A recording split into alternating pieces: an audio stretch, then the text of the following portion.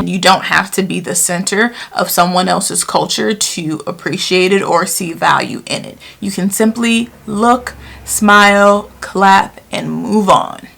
Hello, I'm back. Girl, we need to unpack that.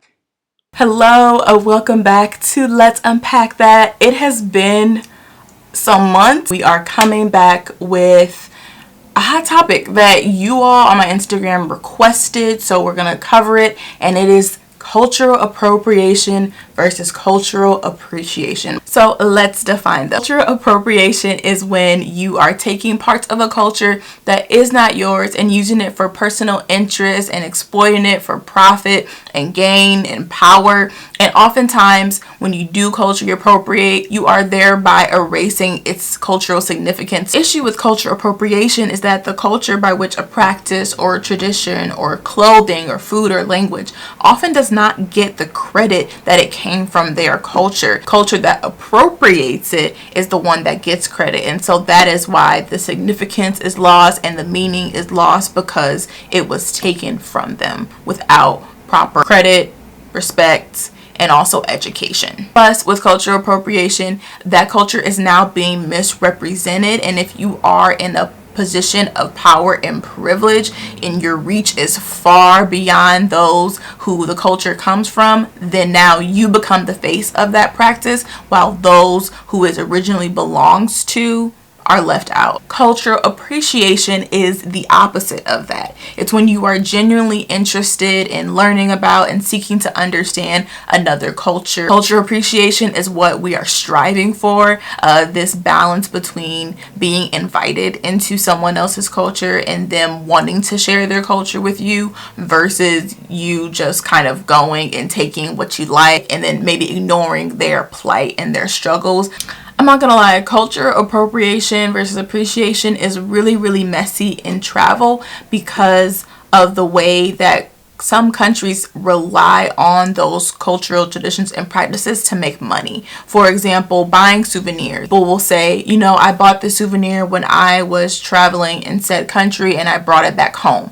That is not really cultural appropriation if you are using it to commemorate a travel experience. If you bought it from a local artist, you were supporting that artist. However, if you go and collect a bunch of souvenirs and open up your own store based on the country that you went to, that's a little tricky, because then you went to that country, bought all their stuff, okay, and then just took it back to resell it at a higher price because people will think it's exotic.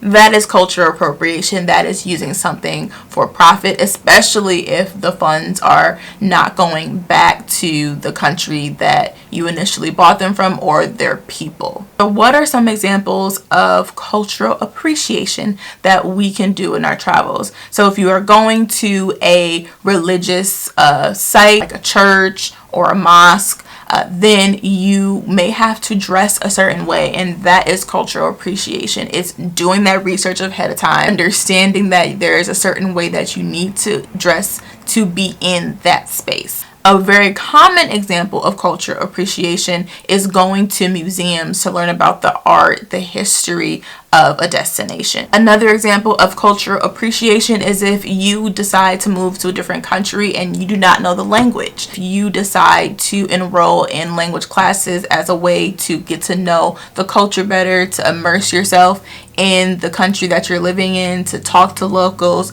to be able to connect with them in their country and their language, then that is an example of cultural appreciation. It is really easy to take a culture and its practices and traditions out of context if you see it in a magazine or on a celebrity or even on another traveler and assume that it is something that you're also entitled to do. Is anyone perfect? No. Am I perfect? Absolutely not. Just know that we all make mistakes, and it's about how we learn from them and do our research and education to be better so that our actions don't harm other people. Also really important to remember that things that may be good for you to do at home may not be the best thing for you to do while you are traveling. So again, understanding the historical context, asking people from that culture that you are in, like, hey, is this okay?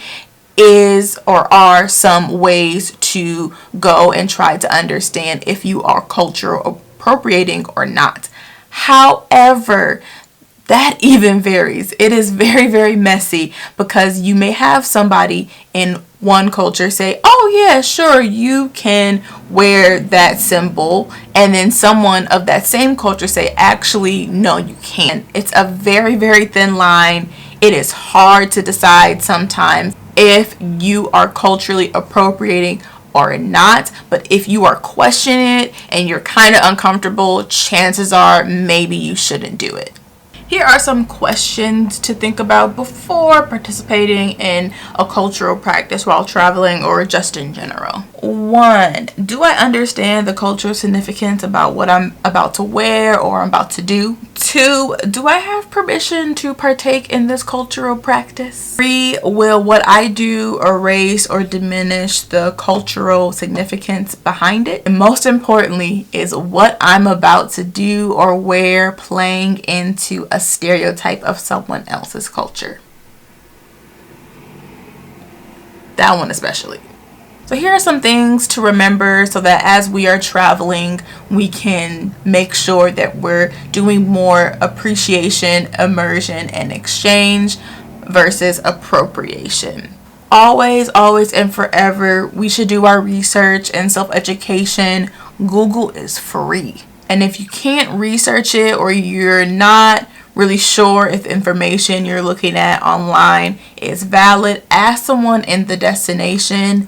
If you are taking Ubers or doing local led tour, those are great people to ask about cultural practices in a destination because they work in tourism and also they live there, they're from there, most likely, not everybody obviously, but you're able to ask those questions before doing something that may be offensive. If you're looking for more resources on how to process and unpack cultural appropriation and appreciation, I have 3 for you. The first one is a MTV video on YouTube from their series Decoded, hosted by Francesca Ramsey, and it breaks down cultural appropriation outside of travel. So if you have questions about that, definitely check out that video. The second resource is for all my listeners who love podcasts.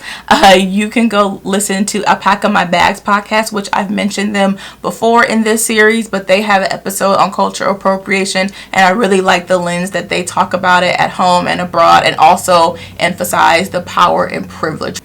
And the third resource is a blog post by Green Heart Travel. They are a responsible tourism, sustainable tourism, cultural exchange organization, and they offer some tips for us to be more responsible, conscious travelers. So that is it for this video. I really hope you all enjoyed and learned something. I will be back next week with another topic in travel, but if you have any comments, questions, or reflections, feel free to leave them in the comments below, and I will see you all next week. Stay curious. Bye.